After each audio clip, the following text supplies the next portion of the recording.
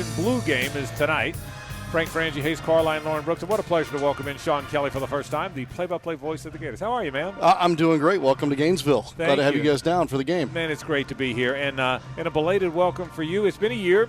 You had fun? Are your family liking it here? You loving Gainesville? Everything has been what I wanted it to be and then some. I mean, it really has been great. I jumped into a great group of people to work with. I love Gainesville, and so far so good. I think all of us would like to have had me call more wins along the way, but I think that's coming. I think I get in on the ground floor with both Napier and Golden here, and it'll be a lot of fun to watch them build this thing up. As you grow this, you've done a lot of work in many sports throughout the course of your career. Did a lot of NBA. Obviously, the Pelicans all those years, and you're still doing NBA stuff. The adjustment to college, so much college. Have you enjoyed it? Has it been different? What you expected? Yeah, it's a throwback for me. I mean, that's where my career started, and really when I got into the business, that was the goal all along. It kind of took this side route toward the NBA, and then working with an NFL team, and then the ESPN thing happened. So I got a long way away from where I thought this was going to go, and now it's swinging right back to where I originally thought it would be and where I wanted it to be. And so it's been great changing seasons with these teams, which I started to do again when I went to ESPN the last 3 to 4 years. And then I really enjoyed again being around this age group after being at the pro level for so long. Nothing wrong with that. Thoroughly enjoyed it. Wasn't going to change a thing until this kind of came out of the sky. But it sure is kind of cool to be back again with this age group, even though now I'm old enough to be their father. But that's it's right. Gone from when I was closer to their age to where now it's a kind of a different dynamic. But they bring energy. They have great stories to tell, and I've enjoyed kind of sharing that, and then sharing kind of the whole process. And that with the Jags, when you get in with a team like this and you share that journey with them the entire way, there's something much different about it. Don't get me wrong. The last several years, it's been nice to not be as emotionally invested. You usually get a great game. That's what we want. And at the end of the day, you kind of set the headphones down. You're like, well, see you later. But, when you're with a team and through that journey, you ride that thing with them. And so, therefore, I kind of missed that. I kind of missed having home games, and all that's come back around for me. Sean, what's it been like working with Shane Matthews? Great. I have this long-standing streak of not being the smartest guy in the booth, and that has continued with Shane. I think that he has done a great job of taking what he knows about the game, whether it be his coaching that we've recently seen, or obviously going back to his playing days, long NFL career, and his ability to translate his knowledge into something that's broadcast worthy. And what I mean by that is he has this great ability to not speak over my head or anybody else's about football, and can translate and help us see through the radio kind of how he sees the game or what he can anticipate about what the game is. And then on top of that, he's a really cool guy, and I like being around him. So, Sean, how much of spring practice have you been able to watch? I've been able to watch, this will be like technically the 15th practice. I've probably been to about half of them. Between Gators baseball and some NBA stuff, I haven't been able to make them all. And then obviously college basketball at the tail end of that season when football was getting going. So unlike in the fall when I'm just about at every practice, here in the spring it's been kind of about half of the workout so far. And how have the quarterbacks looked? Not bad. I think that, and Billy Napier's been candid about this, nothing's been decided in this quarterback competition. I don't think anything gets decided tonight either. I think that we'll head into August with that competition still wide open. And most people I've talked to that have been around this program for a long period of time, they can't remember the last time that Florida kind of transitioned to the summer without knowing really who their number one was at that position. Now, that's been controversial at times, but whether it was Felipe Franks or Kyle Tree, that you may not have agreed with the decision, but at least there was some kind of a decision, or there was a clear-cut depth chart at quarterback. That's not going to be the case here this time around. It's fun watching Graham Mertz kind of immerse himself into a new program. You can tell that he started over 30 games. You can tell that he has been around the block a little bit with regard to how to lead a team, get him in and out of a huddle, and that kind of a thing.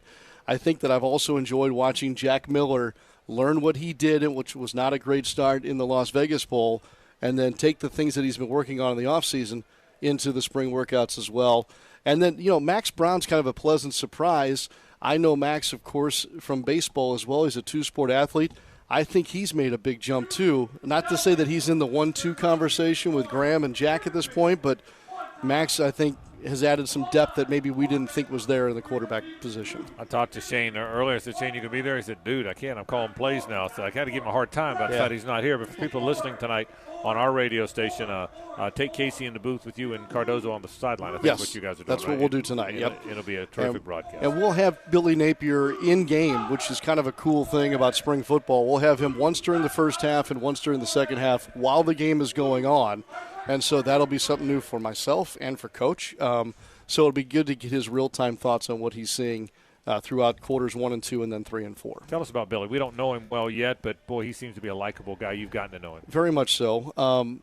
Meticulous is a good word for it. There's a process there. He's more patient than I'll ever be because he knows kind of what he had in front of him when he first got here. He now knows what he's got in front of him a year behind him.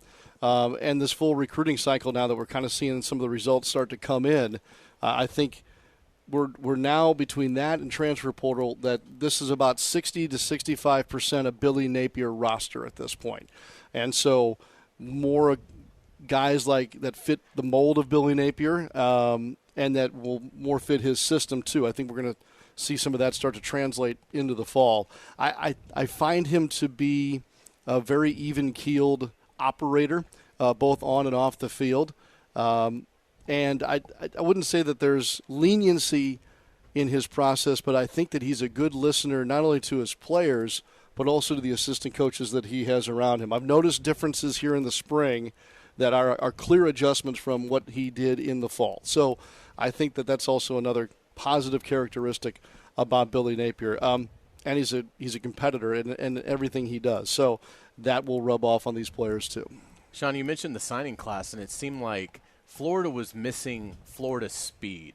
And it seems like in this signing class, Billy and his staff really did an outstanding job with the receivers, the defensive backs. Obviously, there'll be some guys that arrive in the summer that are really highly touted as well. But when you watch the practice, can you see more speed out there than what we've seen with the Gators the last few years? You can. It's not overall dramatic, but at certain positions. Like, we're going to see two young wide receivers on the field tonight, and Andy Jean and Ada Mizell, that are clearly in that direction.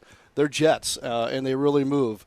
I think they've also done a good job of developing some speed with guys that are already on the roster. Caleb Douglas kind of stands out. Xavier Henderson's had a really good spring there. Defensively, I think that's where some of the quick twitch type speed stuff is coming into play. I think that the Gators are going to be more athletic defensively up front. I think that they're more dynamic in the secondary, albeit very young as well. And so it's a slow thing that I've kind of felt all along. I got to be patient, and I hope the fans are too, that let's get to year 3 with Napier, and I think we'll see, a higher percentage of his guys on the roster, but more of those traits that you're talking about with regard to speed. The one thing you also notice pretty quickly with this group is their size, and Napier loves big dudes, and they're massive along the front, both sides of the football right now, NFL-like in a lot of ways with regard to size. So we're talking about guys that Todd Golden would love to have in the low post over the O'Connell Center. But that's the thing you notice first is size of guys, and then you'll catch a glimpse of some improved speed at some certain spots. And then obviously the strength of this team is that running back core right now. They're all fast. ETN would just assume get around you. Montrell would just assume run through you. So kind of two different styles, but both guys are fast. The transfer from Tulane is going to be very nice too. So it's interesting. Graham Mertz is coming from Wisconsin, and yet Florida may look like – remember Wisconsin when they had the 3 running backs and they would just rotate them through? Right. That's right. If Florida can run the ball 40 times a year, I think Billy Napier is just fine with that and just rotate those backs and let those guys up front road great for them. So I'll be curious to see how that happens, and we have a lot of questions to be answered on that offensive line too. There's a lot of production that has moved on, and so that is something that I'll watch today with an eye toward August. I need to be in the mindset of nothing matters here on April the 13th. That's right. Yes, I'll be entertained. I'll get a peek at some things, but nothing that happens tonight will really matter in the grand scheme of things. Well, yet. the fans are certainly not going to think that. No, they're not. And look, we all kind of hunger this time of year for football, right, and then we'll hit the brakes again for a while. At least on the NFL side, we get this progression of rookie camp and then mini camp and then OTAs. So that kind of feeds us for a while there, football-wise. Whereas in college football, after today and for a lot of schools this weekend, it's this fade to black, as we head for the summer. So you're right. It is an impatient fan base. It's a demanding fan base, but that brings to me that brings passion, and I appreciate that too. So let me ask you about basketball. Because you see so much NBA, you saw Riley Kugel last year. Todd's going to bring in more guys that have that NBA look to them. I think he's going to be a very good recruiter. That when you see the Florida basketball program, speak to us a little bit about Todd. We just had him here. I think he's a wonderful guy. Yes. But about him and where you think that thing's headed as well. So I love the fact that he, everybody kept talking analytics with Todd Golden, and yes, that is the case. But he seems to be this guy that has one foot in the new analytics world and one foot kind of in old school, X's and O's on the floor, and let's get these guys in the right position and fundamentally improve a roster in that sense. I think that one thing that Florida lacked last year was it's not toughness, but kind of that junkyard dog a little bit, and I think we're going to see that in some of the guys that he's adding. He's looking for guys that played multiple sports coming up. Shoot, the guy that just committed, and the paperwork got done this week, his father's an Australian rules football Hall of Famer. He played that sport younger. I'd like to see how that translates onto a basketball floor without killing somebody. But, obviously length is a big deal to him. Shooting's going to have to be a big part of what, comes next for Florida. You mentioned Riley Kugel. I think he makes a very wise decision to come back for another year, especially with a lot of the NBA people that I talked to about him. I think that when he came onto campus, nice player, loved the fact that he's from the state of Florida, and then as the season progressed, you're starting to go, oh, okay, interesting. And now I see him eventually being NBA caliber, but just not yet. So I think the chance for him to come back for another year will prove to be the smart move for Riley. Sean Kelley, the play-by-play voice of the Gators. Look, it's great to have you. You're following a legend, and you did a wonderful job doing that. And I mean that sincerely. I'm able to hear it, and it's great having you here. And hope you're having a good time. Well, you're always kind enough to send me a little note now and again, or Shane will say something, and it's encouraging because I hear a lot that I have big shoes to fill, and I do. And Mick was here for 33 years. And I'll say this, at my age right now, if I do 33 years, it will not end well for the Gators or me. So Nick can hold the longevity record in this chair. I just, and you know this, Frank, and all of you do, from what we do, you kind of put yourself out there on a live wire a little bit. But if at the end of the day I do right by these student athletes and Gator fans, then I'll have done my job, and the rest will take care of itself. And you're off to a great start. Thank you. I appreciate Sean, it. thank you very much. Yep, enjoy the night. Sean Kelley, the terrific play-by-play voice of the Gators.